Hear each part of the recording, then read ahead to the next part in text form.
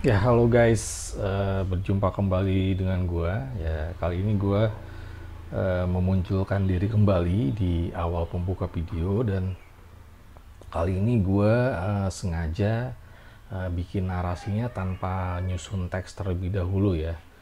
Jadi sifatnya spontanitas saja. Jadi untuk konten kali ini sebetulnya merupakan sambungan atau lanjutan dari konten sebelumnya yang membahas mengenai bedah buku yang berjudul Menyalakan Lilin Dialog Antaragama yang disusun oleh tokoh Muslim moderat bernama Ustadz Ahmad Nurholis.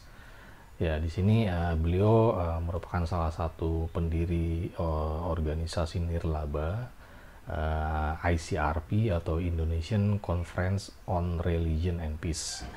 Ya, di sini untuk pembahasan bukunya uh, kita langsung saksikan aja ya guys ya, tanpa berpanjang kata lagi untuk videonya. Oke guys, enjoy it. Bahwa perempuan itu adalah atau materi tentang perempuan itu salah satu dari modul yang akan kita bahas. Jadi di awal itu sudah ada announcement, sudah ada informasi bahwa memang salah satu yang kita bahas dan memang menjadi fokusan kita adalah isu perempuan. Jadi diharapkan siapapun yang melihat pamflet, flyer itu sudah tergerak hatinya bahwa memang ini isu yang perempuan juga akan menjadi porsi yang banyak. Itu yang pertama. Yang kedua, dalam metode kita membuatnya itu semenarik mungkin. Terkadang sebagai seorang fasilitator, tantangan terberat saya adalah dalam waktu yang singkat, misalnya trainingnya 2 hari saja, tetapi outputnya mereka bisa terbuka. Ini agak berat memang Mas Nurholis. Jadi biasanya saya akan melakukan itu membuat task di antara mereka. Jadi permainan itu memang sudah diarahkan untuk mengetahui tentang isu perempuan. Misalnya permainan yang saya pilih adalah berebut kursi ya. Jadi jumlah peserta misalnya ada 20 orang. Nah, kursinya itu jangan ada 20, tapi misalnya kursinya hanya ada 19. Lalu mulai dari pertanyaan, siapa yang begini, siapa yang begini, mereka berebut kursi sampai kepada persoalan yang paling dasar, misalnya nih, siapa yang punya rahim? Nah, kan karena sudah permainan dikocok lama, biasanya orang sudah bingung nih, siapa yang punya rahim, siapa yang enggak. Sampai kemudian, saya bertanya misalnya, siapa yang punya payudara misalnya. Nah, teman-teman yang laki-laki misalnya merasa nggak punya. Gitu. Nah, dari situ ketika mereka sudah bilang, enggak, saya nggak punya. Nah, itu pas banget untuk masuk kepada isu perempuan tentang mana yang disebut kodrat, mana yang disebut gender, mana yang disebut biologis ya. Nah, dari situ tuh kemudian orang sudah oh iya ya, ternyata selama ini kita punya konstruk masalah budaya yang membuat garis tegas antara perempuan dan laki-laki. Lalu kemudian masuk kepada misalnya materi tentang yang tadi saya bilang tentang identitas. Kamu lahir di mana, besar di mana, dan saya tidak mengambil dari bapakmu orang mana, karena kalau sudah bapak itu garis keturunan ayah yang sudah banyak sekali dalam narasi sejarah gitu kan. Jadi nggak mulai dari itu, tapi mulai dari garis keturunan ibu. Nenekmu orang mana, ibumu orang mana. Nah dari situ biasanya mereka akan mulai berpikir, ibu saya orang mana ya, nenek perempuan dari bapak orang mana ya, nenek perempuan dari ibu orang mana ya. Nah kayak gitu tuh kemudian mereka akan jadi dialog sendiri dalam dirinya bahwa iya ya selama ini isu perempuan itu nggak muncul, isu perempuan itu nggak didengar, kita nggak pernah tahu nenek kita orang mana, ibu kita orang mana gitu. Nah dari situ tuh kemudian juga sudah mulai membuka dialog-dialog di antara mereka sendiri. Sampai kemudian pada pertanyaan siapa yang terdampak ketika ada konflik. Nah kemudian kan kayak teman-teman di Ahmadiyah, teman-teman di Syiah ketika yang ada konflik itu adalah apa ya, ketika mereka sudah mulai terbuka itu mudah untuk menunjukkan bahwa ketika ada konflik, perempuan akan tetap bertahan di daerah itu, baik demi anak-anaknya maupun demi lahannya atau misalnya secara kultural mereka memang ada di sana.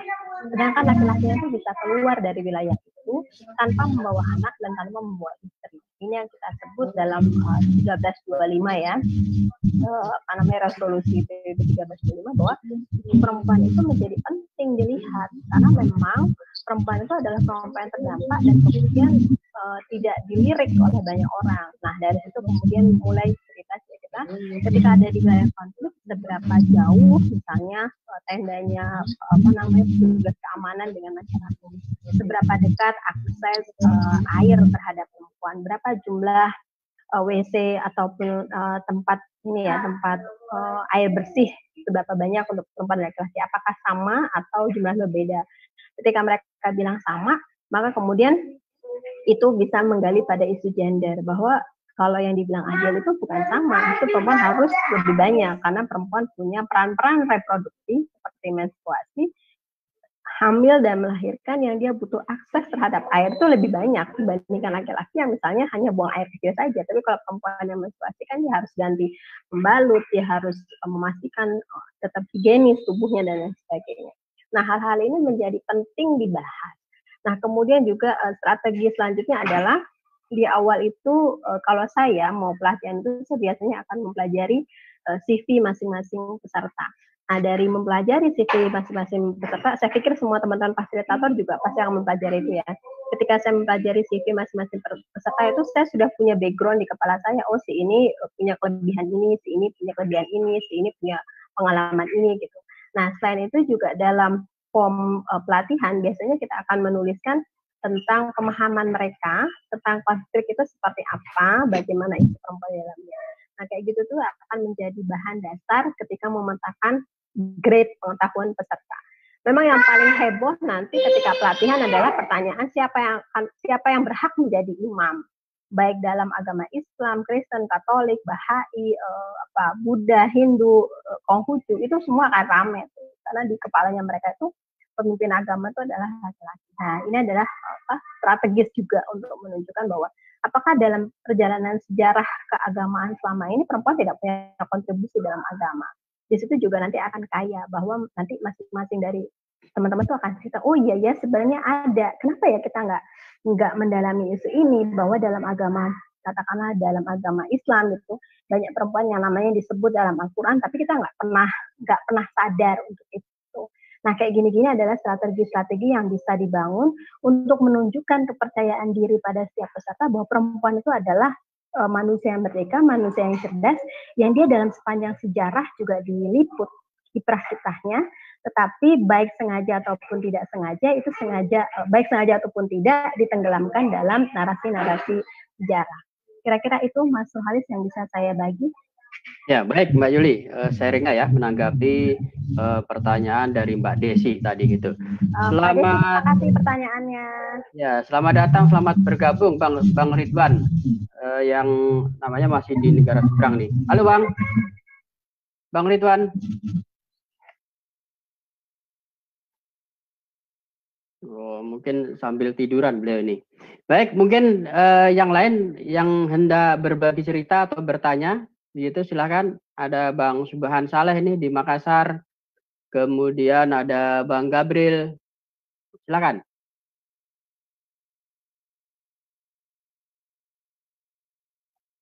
Atau Mbak Wiwin di Jogja, ini banyak cerita juga nih, cerita dari Jogja nih. Monggo Mbak.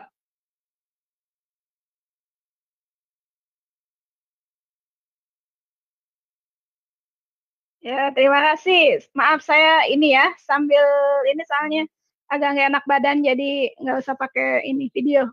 Oke. Monggo. Silakan. Halo Mbak Nur, Mas Yusuf, Mbak Yuli. Terima kasih. Apa yang bisa di-share ya? Tadi sebenarnya isi buku dan sudah diceritakan panjang sama ini, dan juga Yuli udah cerita soal bagaimana perempuan dan cerita tidak mudahnya untuk menggali persoalan-persoalan yang terkait dengan konflik yang dialami oleh perempuan misalnya, juga tentang identitas. Nah, mungkin apa yang bisa saya share, saya juga bingung ini. Ya, mungkin ada perkembangan apa di Jogja yang terkait dengan dialog antaragama atau kerja-kerja interfaith, mungkin gitu Mbak? Di Jogja ya, mungkin update aja ya. Sebenarnya Jogja itu kita tahu semua ya, memang di Jogja itu dari yang kiri sampai yang kanan itu ada lengkap di sini. Dari yang liberal sampai yang kebalikannya juga ada lengkap di sini gitu. Jadi sangat plural dan sangat dinamis masyarakat Jogja, dan juga masyarakat Jogja yang sangat terbuka, dan itu sebenarnya baik di satu sisi, tapi di sisi lain juga itu menuntut kita semua masyarakat dan juga pemerintah untuk bagaimana bisa merawat ketahanan masyarakat, terutama terkait dengan mempertahankan nilai-nilai lokal ya. Di Jogja misalnya banyak tradisi, karena di Jogja kan masih kuat kental ya tradisinya, mengingat ada raja gitu, meskipun mungkin bagi orang yang bukan asli Jogja itu tidak terlalu merasakan, tetapi saya punya banyak teman orang asli Jogja itu ya, yang namanya sultan itu ya raja, mau apa, apapun yang dikatakan sultan ya harus diikuti, dan itu benar begitu. Jadi masih ada anggapan seperti itu. Jadi memang menurut saya terkait dengan pengelolaan keberagaman di Jogja itu masih sangat banyak PR, dan dalam beberapa kasus juga pemerintah baik provinsi, terutama yang provinsi ya, mohon maaf ini, itu juga saya kira kadang-kadang ya, bukan kadang-kadang ya, lambat untuk merespon, dan itu kemudian menjadi lebih sulit untuk diselesaikan. Misalnya kasus beberapa kasus terakhir, sebenarnya terakhir itu maksudnya beberapa tahun belakangan ini, tentang kekerasan di rumah ibadah di Gereja Bedog, kemudian di yang rumah Direktur Galang Pres, kemudian beberapa kasus di Gunung Kidul, dan juga perusakan makam raja gitu kan. Itu menurut saya respon dari pemerintah terutama provinsi itu cukup telat. Jadi baru 2-3 hari kemudian mengeluarkan statement, dan itu menurut saya sementara viral informasi itu sudah kemana-mana gitu. Nah, menurut saya yang problem di Jogja saat ini tidak hanya persoalan lintas agama juga, tapi juga di intraagama saya kira juga penting. Karena apa? Karena belum ada dialog sesungguhnya, yang kalau kita bicara soal interfaith dialog, tapi intrafaith dialog kan juga penting ya. Jadi bagaimana kelompok-kelompok yang misalnya moderat, yang aktivis dialog itu sampai sekarang kalau saya melihat belum mampu untuk merangkul kelompok-kelompok yang bisa dikatakan apa ya, garis keras atau hardliner group of Muslim gitu di sini. Saya kebetulan tinggal di Jakal KM 12,5 dekat Pondok Pesantren Pandanaran, dan 1 kilo 2 kilo dari kami itu ada ada komunitas yang cukup eksklusif gitu, yang yang itu menurut saya bisa jadi bom waktu kalau masyarakat atau kita tidak melakukan komunikasi yang baik, karena pasti prasangka itu muncul, termasuk mungkin saya sendiri ya, karena saya sering melihat bagaimana misalnya mereka ke pasar gitu ya, tidak saling sapa, maksudnya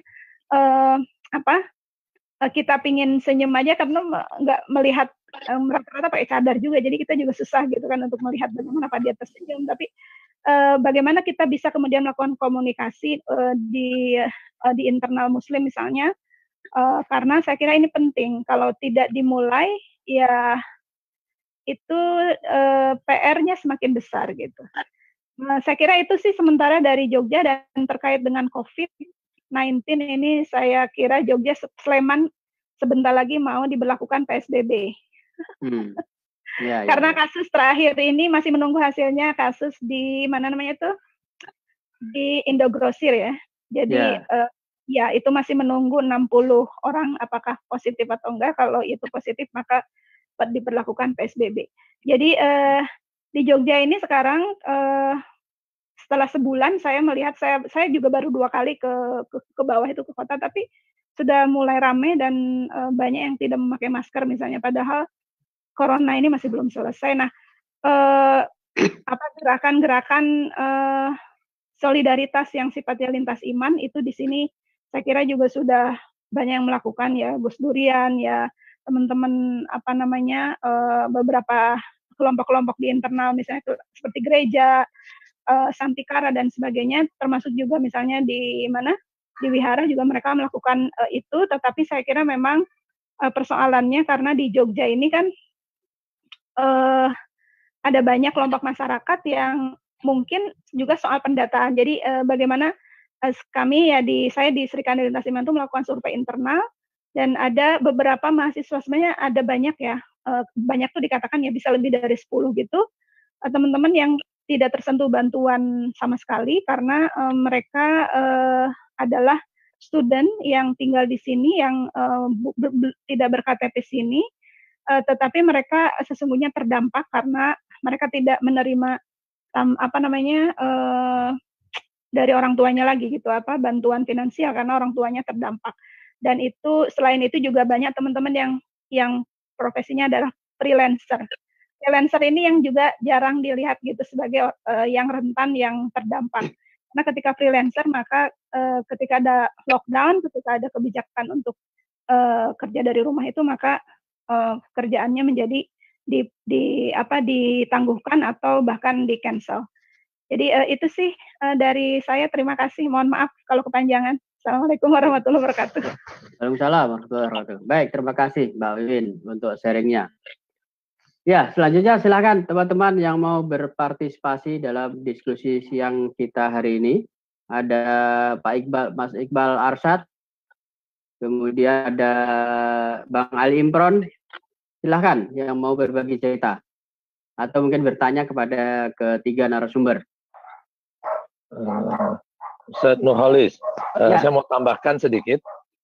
Halo? Monggo, Romo. Ya, tadi Desi, salah satu peserta bertanya, gimana supaya yang pernah menjadi korban kemudian menjadi bersedia menjadi agent of peace atau agen perubahan, agen-agen perubahan. Saya pernah bahkan cukup sering beberapa waktu ini sebelum kejadian pandemik ini, yang teman-teman yang pernah diperlakukan seperti itu biasanya kita berikan trauma healing dulu. Jadi karena ketakutan perlakuan yang dilakukan kalangan mayoritas dengan minoritas ini, saya agak nggak suka nih ngomong mayoritas dengan minoritas ini. Terus kita ketemu di salah satu gereja yang menjadi korban pengeboman di Surabaya, di Jalan Diponegoro. Nah itu kita kumpulkan semua yang pada saat itu bertemu di sana, ada di sana ketika kejadian. Lalu kita panggil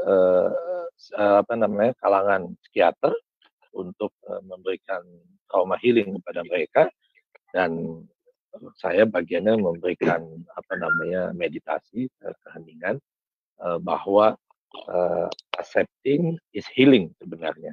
Jadi ternyata ketika diberikan trauma healing itu tidak ada satupun trauma pada saat itu, sehari atau 2 hari, bahkan sampai seminggu setelah kejadian.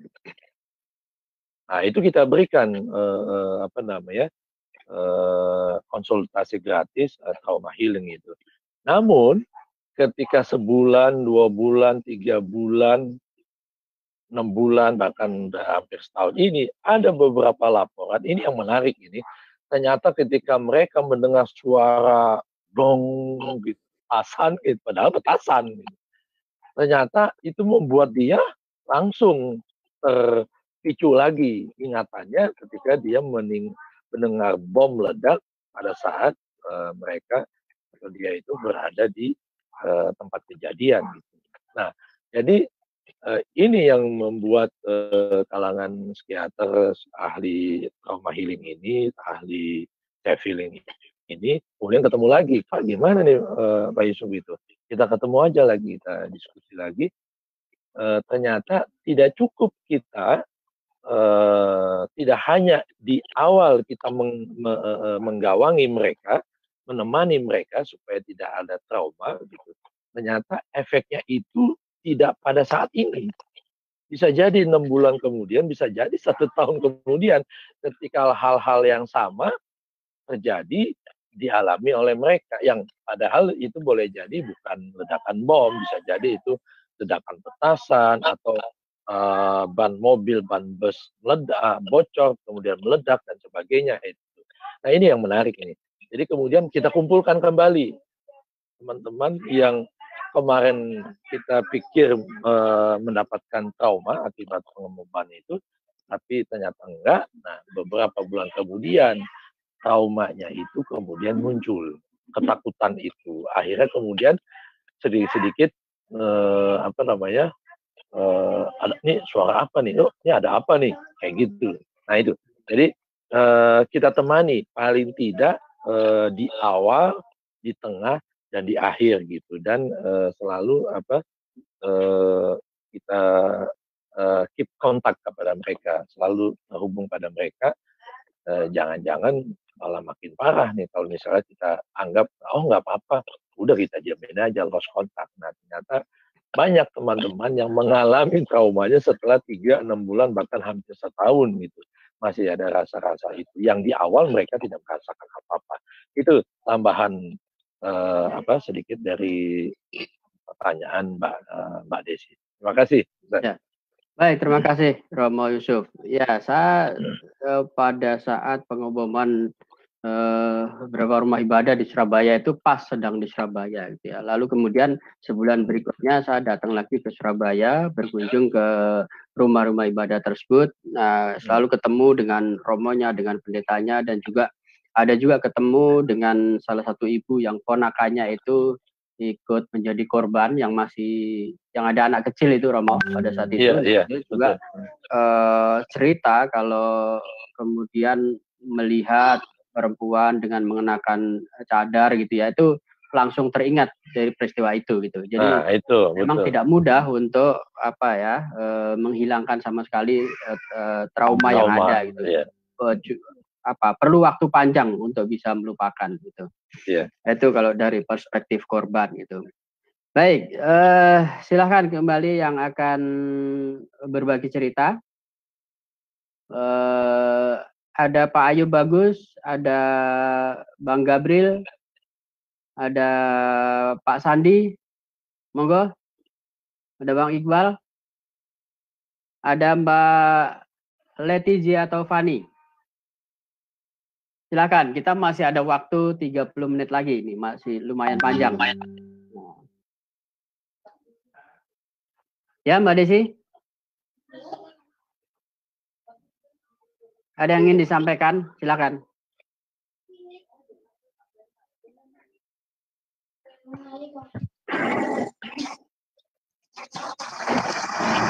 Atau Bang Iqbal? Bang Iqbal Arsyad? Ya. Silakan, Bang. Halo, Assalamualaikum warahmatullahi wabarakatuh. Waalaikumsalam warahmatullahi wabarakatuh. Ya, saya Iqbal dari Lembaga Advokasi dan Pendidikan Anak Rakyat Lapar Makassar, yang kemarin ikut juga terlibat membantu teman-teman KAICIT di Makassar melaksanakan beberapa item rangkaian kegiatannya. Dan kemarin juga diminta oleh Pak Ridwan Al-Mangkasari untuk mengisi satu tulisan di buku tersebut ya. Jadi kalau tadi cukup baik pengantarnya, sebenarnya problem kalau khususnya di Makassar, sebenarnya problemnya ini kita sebenarnya kalau kondisi di Makassar ini ketika lapar awal terbentuk dan aktif di isu-isu keberagaman dan pluralisme, itu di tahun 2000-an awal itu mengalami perbedaan dengan kondisi saat ini. Mungkin daerah lain juga terjadi hal demikian. Di awal 2000-an itu hanya bisa boleh dihitung jari aktor-aktor penggerak dialog-dialog lintas agama. Dan kalau saat ini, kalau kondisinya di Makassar ini lagi subur, lagi banyak aktor-aktor baru sebenarnya, penggerak-penggerak dialog lintas agama, perdamaian, dan itu rata-rata digerakkan oleh mayoritas anak-anak muda gitu. Nah, tinggal sebenarnya bagaimana sebenarnya menyambungkan gagasan besar dari dialog lintas agama dan perdamaian ini yang diturunkan dari yang senior sebelumnya, para tokoh-tokoh agama yang sebelumnya bergelut di dunia ini ke generasi sekarang gitu, sehingga substansi dari gerakannya itu kena ke generasi milenial dengan gaya milenial saat ini. Nah itu sebenarnya. Nah problem yang lain sebenarnya karena berjamurnya aktor-aktor perdamaian yang digerakkan oleh anak muda ini, namun di sisi lain gerakannya tidak terkonsolidasi, mereka jalan sendiri-sendiri gitu. Ya, jadi misalnya kalau di Makassar itu saya itu ada sekitar 20-an kayaknya aktor-aktor baru dialog lintas agama, cuma mereka jalan sendiri-sendiri. Tinggal sebenarnya dibutuhkan tokoh sentral atau tokoh agama yang bisa menjahit semua aktor-aktor baru ini sehingga gaunnya lebih besar, lebih didengar sebenarnya. Itu sebenarnya. Nah, kondisi berbeda dengan kelompok-kelompok intoleran. Sebenarnya pada dasarnya kelompok-kelompok intoleran juga mengalami perkembangan dan juga menjamur juga sebenarnya, hampir sama sebenarnya. Cuma dia cukup lumayan terkonsolidasi dengan baik, sehingga gerakan-gerakan kita yang bergerak di isu perdamaian itu agak kalah satu langkah dari kelompok-kelompok intoleran, karena dia cukup terkonsolidasi dengan baik dan penetrasinya cukup jauh masuk ke pemerintah sebenarnya. Kalau kami lihat di Makassar begitu. Jadi dia penetrasinya masuk ke instansi pemerintah cukup baik ya, dengan misalnya memanfaatkan momen tabligh akbar gitu. Kan pemerintah itu butuh semacam pencitraan untuk terkesan bahwa pemerintahannya religius, bersih, tidak korup, maka digandelah kelompok-kelompok ini untuk tabligh akbar yang kalau kita lihat aktor-aktornya itu banyak sebenarnya ceramah-ceramahnya itu dengan ujaran-ujaran kebencian banyak kita. Kalau kita telusuri aktor-aktornya gitu. Nah, sedangkan kita kelompok-kelompok yang biasanya dakwanya yang toleran, damai itu agak ketinggalan di penetrasinya masuk ke instansi pemerintah. Nah, yang lain sebenarnya juga saya lihat kalau kita mau lihat ada pola ruang pertarungan sebenarnya antara kelompok-kelompok toleran dan intoleran. Misalnya kalau di awal 99 pertarungannya itu pertarungan wacana gitu, hanya bergelut di peran narasi, wacana, dan argumen, dan itu biasanya lewat pertarungan tulisan gitu di media, kelompok sebelah membantah dan sebagainya itu amatan kami.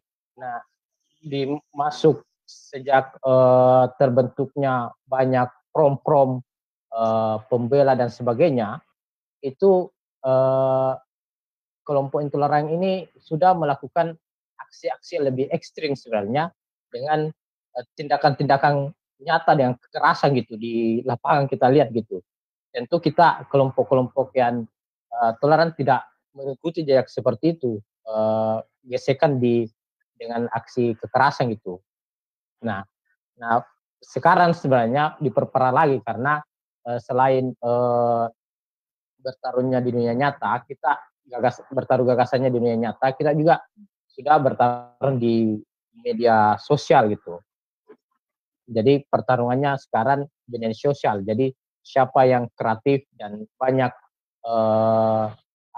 bermain di media sosial itu gagasan itu lebih banyak diikuti gitu. Nah, inilah saya tadi bilang bagaimana gagasan besar dari toleransi, perdamaian, dialog antar agama yang dari senior-senior orang tua itu diwariskan ke generasi milenial, dan sehingga generasi yang dikemas secara milenial sehingga gagasan itu secara substansi diterima oleh generasi saat ini gitu. Mungkin itu yang perlu kita lakukan ke depan sehingga apa yang kita wujudkan, dialog-dialog lintas agama itu bisa terus kita lihat di bangsa kita ini. Mungkin itu cukup sedikit dari saya. Terima kasih. Assalamualaikum warahmatullahi wabarakatuh. Waalaikumsalam. Terima kasih. Baik, terima kasih Bang Iqbal. Ya, saya ikut melihat juga bagaimana teman-teman muda di Makassar itu mulai menggeliatkan diri gitu ya untuk ikut urun gagas berpartisipasi dalam gerakan-gerakan interfaith, gerakan-gerakan membangun toleransi dan perdamaian begitu. 2 tahun yang lalu ketika kami dan teman-teman bersama komunitas Bela Indonesia itu juga menyelenggarakan pelatihan juru bicara Pancasila di Makassar. Nah, saya melihat teman-teman di sana juga sangat antusias belajar bersama bagaimana membuat konten-konten kreatif untuk media sosial yang kita miliki. Karena perang sesungguhnya sebetulnya dari sana gitu. Nah, itulah yang kemudian disambut oleh teman-teman muda di berbagai daerah di 25 provinsi pada saat itu untuk sama-sama bekerja berjejaring mengisi konten media sosial kita gitu. Nah, ini ada sharing kembali dari Mbak Desi. Saya ingin sedikit sharing dan juga bertanya. Sepengalaman saya saat terjun di Pulau Seram, Maluku, saya menjumpai banyak sekali guru-guru yang masih menyimpan dendam pasca konflik Ambon. Bahkan saya pernah bertanya pada anak kelas 5 dan sedihnya anak-anak ini pun sudah ada rasa kebencian dalam diri mereka. Ini membuktikan bahwa peran guru dan orang tua juga sangat penting dalam perdamaian dimanapun. Tidak hanya pada perempuan, bahkan anak-anak juga harus diberi pengetahuan mengenai perbedaan dan perdamaian, mulai dari sejak dini. Sebenarnya dalam dunia pendidikan, apakah ada pembelajaran mengenai perbedaan dan juga perdamaian? Adakah dari Bapak Ibu yang sudah sangat berpengaruh dalam dunia pendidikan dan perdamaian, aksi-aksi untuk menjangkau dunia pendidikan, dan melakukan aksi-aksi untuk terus mengurangi aksi-aksi kebencian di daerah-daerah Indonesia Timur. Nah, terima kasih. Itu dari Mbak Desi. Mungkin nanti Mbak Nur Hidayah atau Mbak Yuli bisa menanggapi gitu ya. Tapi rasanya memang meskipun masih langka gitu ya, teman-teman dari berbagai pegiat interfaith, termasuk Yayasan Cahaya Guru juga itu sudah pernah ke Ambon, Maluku, dan juga ke Papua. Kebetulan pada saat ke Papua saya ikut serta juga di sana untuk mengadakan pelatihan para guru. Kalau di Jakarta ada sekolah guru kebinekaan, di Papua pada saat itu kita melaksanakan pelatihan guru kebinekaan gitu. Itu mungkin nanti kalau masih ada waktu saya bisa bercerita tentang itu. Nah, Mbak Nur mungkin akan menanggapi, silakan Mbak. Ya, baik, terima kasih Mbak Desi ya. Ya, Mbak Desi, bagus sekali pertanyaannya. Saya mungkin sedikit sharing saja pengalaman di Makassar, bagaimana kemudian kita bekerja di dalam menggiatkan pendidikan perdamaian pada setiap level pendidikan. Jadi memang betul sekali bahwa kenapa kemudian saya giat untuk mengembangkan bagaimana model pendidikan perdamaian pada setiap level pendidikan, khususnya untuk model cerdas ini, karena memang kita melihat banyak sekali stereotipe, stigma, kemudian kekerasan yang terjadi dimulai pada anak-anak. Dan yang sekolah yang sedianya menjadi P-zone buat anak-anak kita, ternyata tidak lagi bisa menjadi area yang aman dan nyaman buat mereka. Karena ternyata kasus-kasus kekerasan pada anak serta bullying itu banyak sekali, starting awalnya dari sekolah.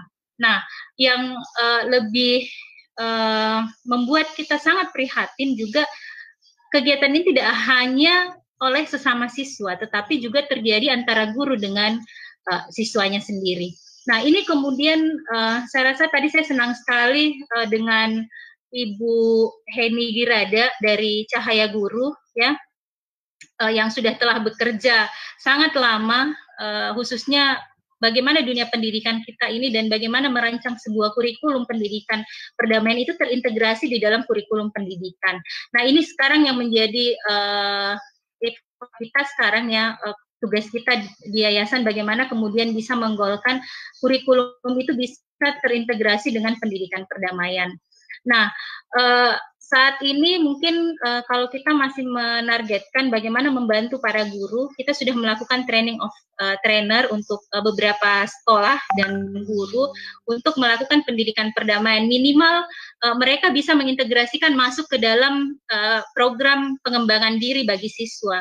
Jadi bagaimana kemudian guru-guru itu bisa menjadi pendidikan perdamaian di setiap sekolah. Nah, saya rasa bukan hanya anak SD saja, saat ini bahkan dimulai daripada level PAUD, kita melihat bahwa perkembangan PAUD saat ini sudah sangat besar sekali, dan anak-anak itu sudah mulai starting sekolah usia 3 tahun. Dan bisa kita bayangkan jika anak-anak usia 3 tahun terpapar dengan kondisi-kondisi kekerasan pada anak, kemudian kasus bullying, sudah ada stereotip, sudah ada stigmatisasi terhadap salah satu kelompok agama misalnya, atau suku, atau ras, ini bisa menjadi pemicu anak ke depannya akan berbuat tindakan kekerasan yang lebih besar lagi. Nah, apa saja yang bisa kita lakukan misalnya untuk menjangkau bagaimana pendidikan atau aksi-aksi yang bisa kita lakukan untuk mengurangi kebencian ini. Pendidikan merupakan saluran yang terbaik saya rasa di dalam menjadi benteng pertahanan kita, bagaimana mendidik anak-anak menjadi anak-anak yang memiliki budaya damai. Nah, kami dari Yayasan Pemberdayaan Masyarakat Indonesia Cerdas menawarkan sebuah model yang namanya model cerdas. Jadi ingin saya jelaskan sedikit di sini tentang pelatihan model cerdas ini.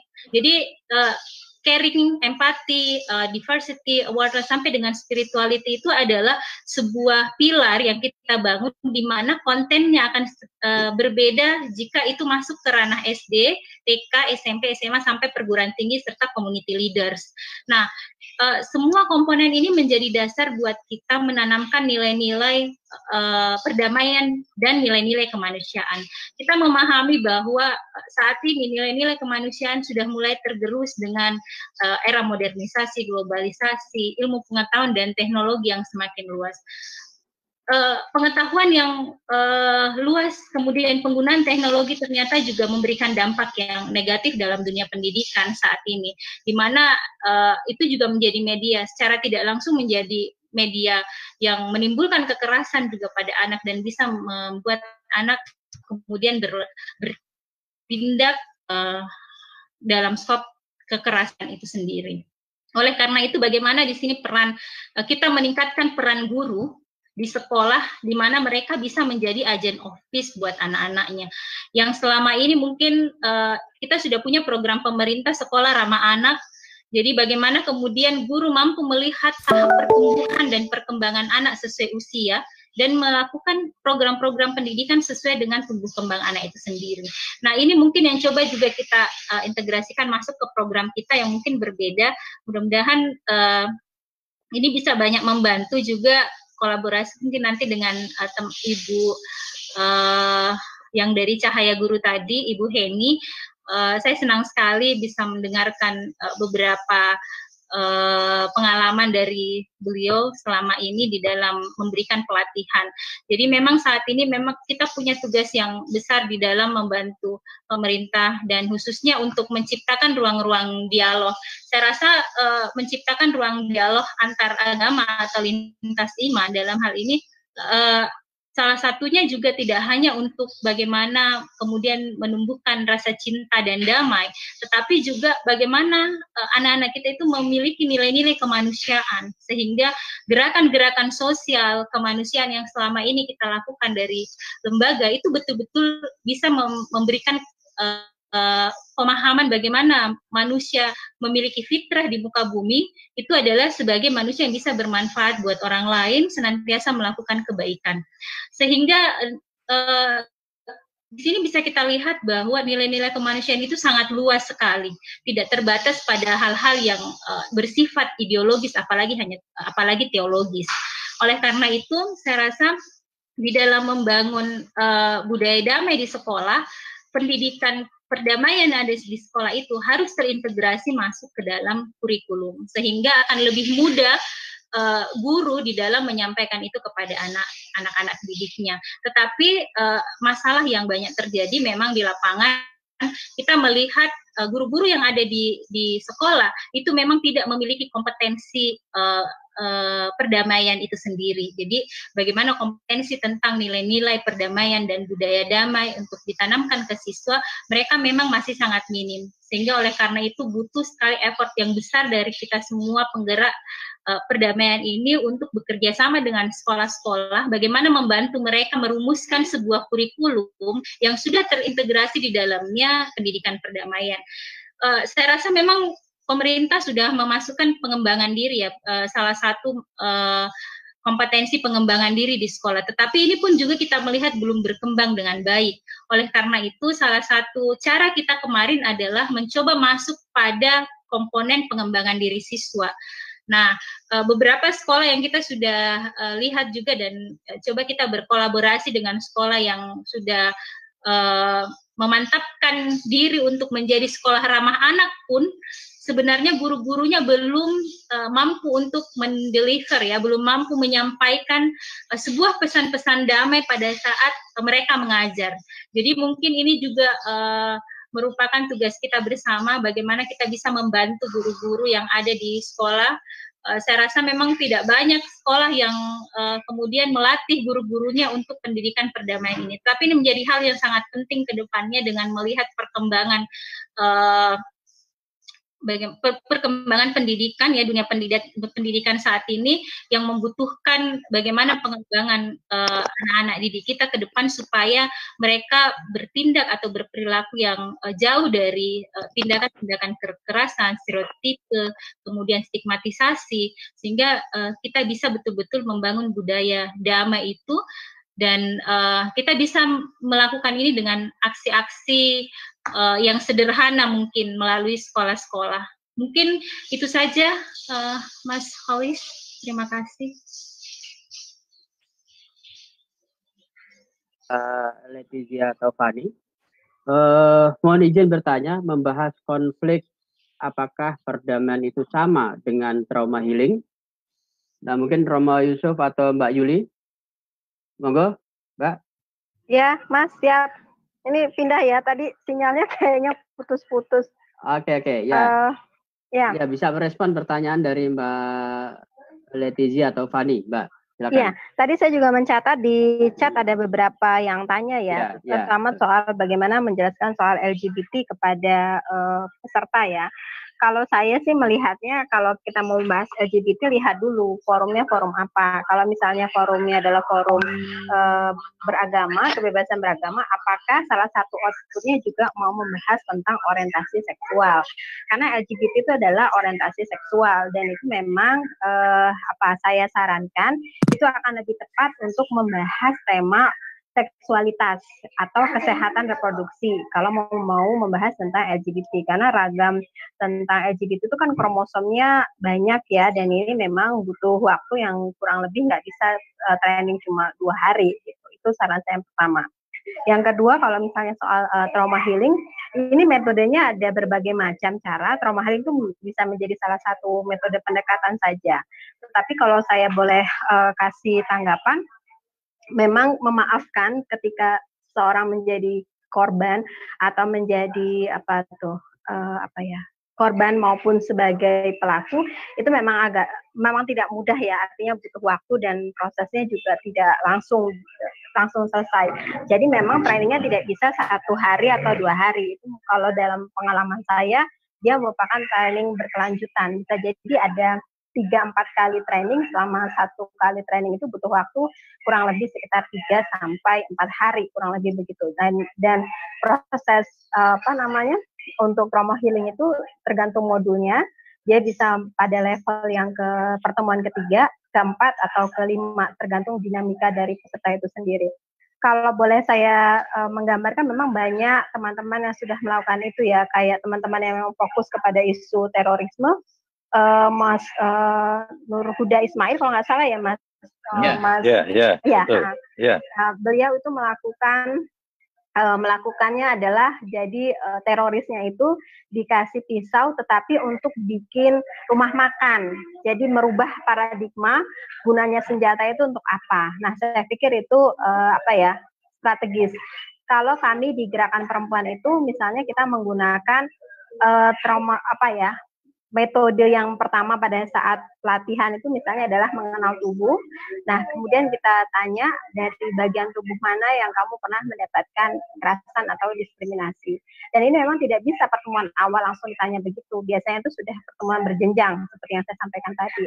Nah, ketika mereka sudah, misalnya ketika mereka meraba tubuhnya sendiri dalam forum yang tertutup dan itu misalnya perempuan semua, biasanya nanti akan mulai terbuka bahwa misalnya di bagian tubuh yang mana mendapatkan pelecehan seksual, misalnya ketika sampai di telinga dia mendapatkan kata-kata sebagai jalang atau apa, misalnya, maaf ya kalau saya harus menyebut kata-kata begitu. Nah, itu adalah misalnya telinga dia akan, saya pernah punya pengalaman mendengarkan ini misalnya, atau saya disebut sebagai apa-apa. Nah, kemudian ke tubuh yang lain. Nah, ini memang di prosesnya sudah proses yang lama, artinya dia nggak bisa pertemuan yang pertama langsung itu.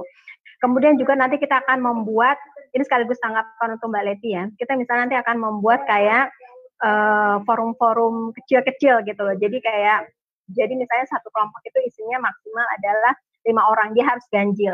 Minimal 3 orang, rata-rata sih 5 orang, kalau misalnya kita tanya sampai 30 atau 40 orang. Nah, kemudian dari kelompok kecil ini, kemudian nanti akan ada forum curhat terbuka. Itu nanti ada mentornya masing-masing dari tiap forum-forum itu. Nah, dari forum-forum itu nanti akan terbuka. Karena kalau dalam forum yang lebih besar, itu orang nggak bisa terbuka untuk cerita di dalam forum-forum kecil. Nah, kemudian memaafkan dalam Islam sendiri itu kan tingkatan tingkatan hudud dalam fikih jinayah paling tinggi itu kan sebenarnya bukan kisos, tapi memaafkan. Kenapa memaafkan? Karena dia adalah proses yang orang sudah dalam tataran paling bahasanya itu kayak sudah cinta banget lah gitu, sudah menerima gitu. Nah, memaafkan ini kalau kita turunkan dalam proses pelatihan tadi adalah ketika mereka dalam kelompok itu sudah saling terbuka, kemudian pertanyaan selanjutnya adalah kita akan meneruskan konflik ini atau kita akan menutup konflik ini dan membuka lembaran baru, misalnya begitu. Nah, saya mau cerita misalnya teman-teman yang di Kalimantan berhasil melakukan proses trauma healingnya adalah yang ketika kejadian Madura dan Dayak ya. Jadi ketika rumah-rumah orang Madura diambil alih, nah yang punya rumah datang ke rumah aslinya, kemudian yang mengokupasi rumah itu kemudian dipertemukan dan dia cerita, dulu waktu rumah ini masih rumah saya menempel gambar ini loh di sini gitu kan. Kemudian yang sekarang yang menempati rumah yang baru, dia jadi akan ada, oh jadi ini rumah Anda ya gitu loh. Jadi kayak ada rasa ini memori yang ketika rumah ini sudah berpindah kepada orang lain, memori itu kemudian menjadi hilang. Nah, pertemuan-pertemuan kayak gini nih, kemudian membuka hati, membuka dialog, dan terutama perempuan ya, membuka dialog bahwa oh iya ya ada masalah di masa lalu yang kita harus selesaikan dan kita nggak bisa mengambil rumah ini karena ini adalah rumah orang, misalnya itu kejadian di Kalimantan. Nah, kemudian juga kayak misalnya teman-teman di daerah lain yang saya mau cerita yang Muhammadiyah Manajemen Disaster Conflict itu ketika pasar ada konflik di daerah di luar negeri itu yang Myanmar, membuka dialognya itu adalah dengan membuka pasar. Jadi perempuan-perempuan itu dipastikan bisa melakukan perdagangan jual beli lintas iman, lintas agama. Nah, dari perdagangan-perdagangan itulah kemudian yang akhirnya menjadi keterbukaan, membuka sekat-sekat bahwa sebenarnya kita saling membutuhkan nih antara satu orang dengan yang lainnya walaupun beda agama. Nah, model-model membuka pasar seperti ini adalah cara yang baik. Saya juga pernah membaca di Kompas ya, kalau nggak salah judulnya The Power of Emak-emak. Jadi teman-teman di Poso itu kemudian membuka jaringan dengan cara adalah membuat makanan, kemudian olahan, kemudian kegiatan-kegiatan ekonomi lainnya yang dibuat sedemikian rupa saling membutuhkan antara satu dengan yang lain. Misalnya kebutuhan A harus dibeli di pasar Kristen, kebutuhan B harus dibeli di pasar Islam. Nah, cara-cara kayak gitu saya pikir juga ada cara-cara yang efektif untuk membuka dialog dan membuka proses pemaafan itu terjadi. Sepanjang saya melakukan pelatihan memang pemaafan itu kita nggak akan di awal. Jadi itu adalah proses di akhir, di mana baik korban maupun pelaku itu sama-sama terdampak, sama-sama mengalami luka batin yang luar biasa. Dan luka batin itu memang tidak bisa selesai dalam satu tempat, maka dari itu prosesnya itu harus berjenjang dan panjang. Kalau sekiranya pesertanya itu adalah bukan orang yang langsung terdampak, artinya bukan pelaku ataupun bukan korban, ini akan lebih mudah untuk menjelaskan sekat-sekat ataupun konflik-konflik itu muncul. Dan ini biasanya seperti yang kayak di Mindanao itu, karena yang masyarakat ataupun peserta yang memang terdampak langsung itu kalau saya catatkan sekitar 3 orang. Itu akan lebih mudah diproses dibandingkan semua peserta itu adalah korban konflik. Nah, ketika peserta itu semua adalah korban konflik, maka kita butuh waktu yang agak lebih panjang. Kira-kira itu, Mas, yang saya bisa tambahkan. Saya kembalikan ke moderator. Terima kasih, Mbak Yuli. Ini kita sudah berada di penghujung waktu. Mungkin saya akan persilahkan Romo Yusuf untuk memberikan paparan closing begitu. Romo, silakan, monggo. Ya, terima kasih Mas Nurholis. Sebelum kita tutup, tadi sebenarnya saya mau sedikit tambahan kaitannya update terakhir dengan di Jogja dan Jawa Tengah khususnya ya, secara garis besar di Jawa Tengah.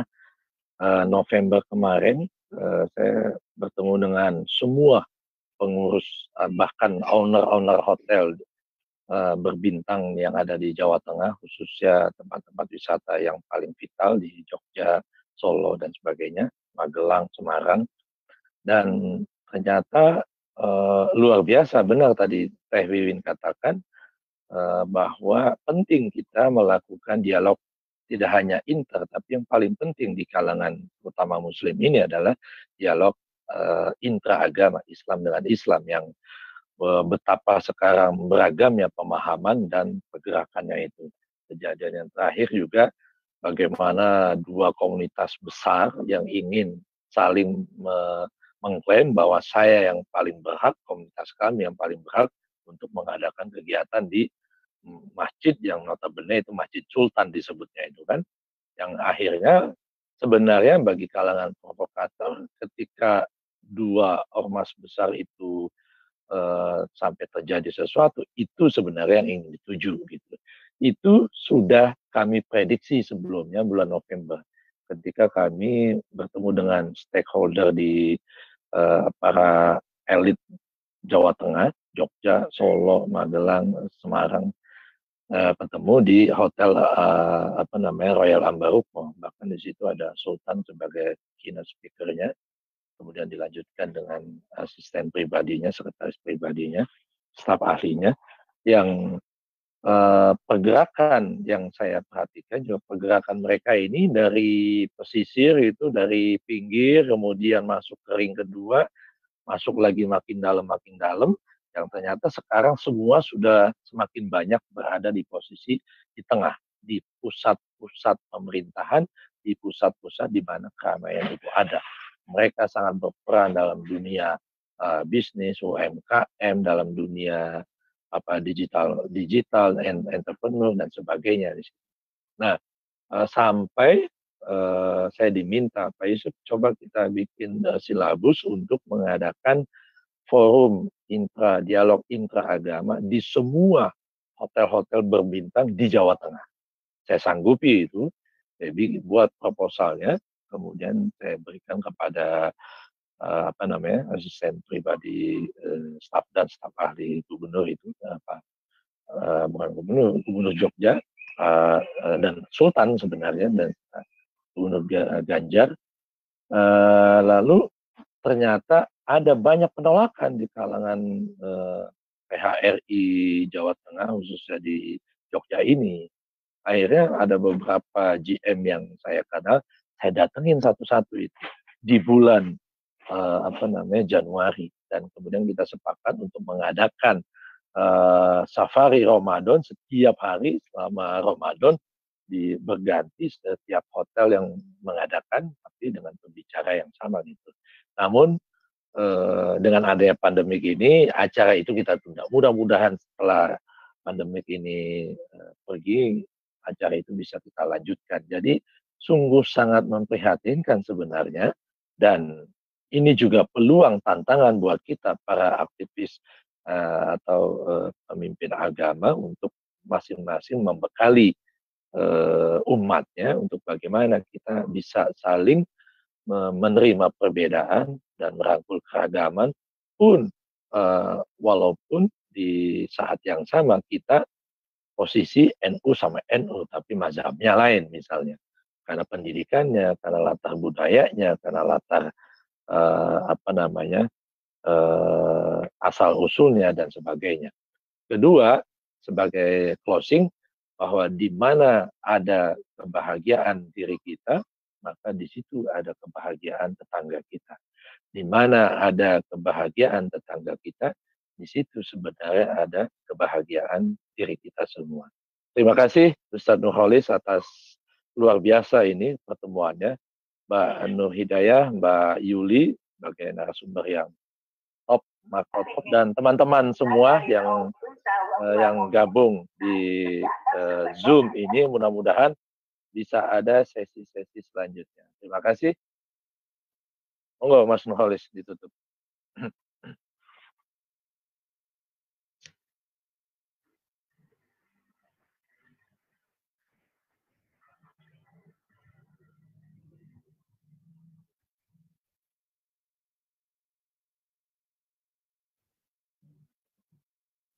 Ya maaf tadi tidak terdengar suaranya.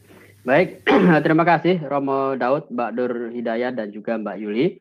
Sebelum saya mengakhiri, izinkan saya memberikan beberapa catatan dari rangkaian diskusi kita siang hingga sore hari ini.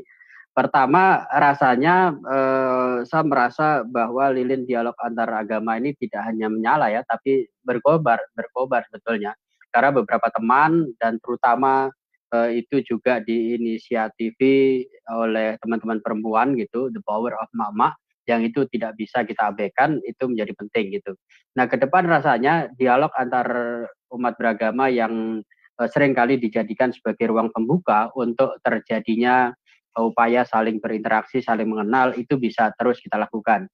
Dan beberapa komunitas lintas iman atau interfaith itu sudah mulai mengembangkan jauh dari itu. Misalnya kalau teman-teman di JCG tadi sudah menceritakan Mbak Heni bagaimana mereka melalui Sekolah Guru Kebinekaan itu dari tahun 2006 sudah melakukan pendampingan terhadap guru-guru agar mereka di sekolah di lingkungannya masing-masing itu bisa menjadi rujukan bagi isu-isu kemanusiaan, kebinekaan dan kebangsaan.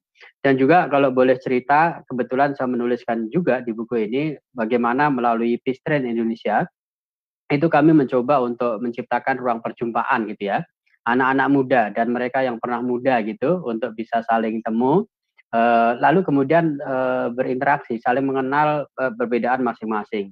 Dan kami merasa dari Peace Train Indonesia yang sudah dilaksanakan selama 10 kali, termasuk di Surabaya, di Jogja, di Malang, di Cirebon, di Bandung gitu ya, itu melahirkan agen-agen muda yang selalu berkomitmen untuk menjaga toleransi dan juga mewujudkan perdamaian.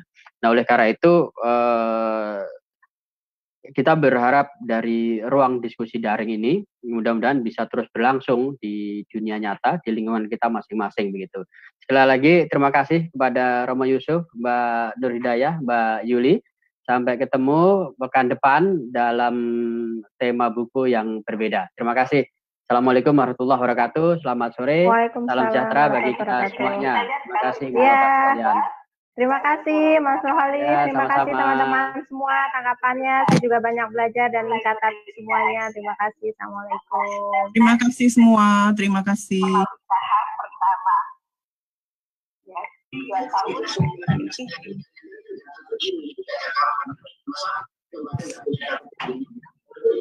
Masih ada formatnya ya.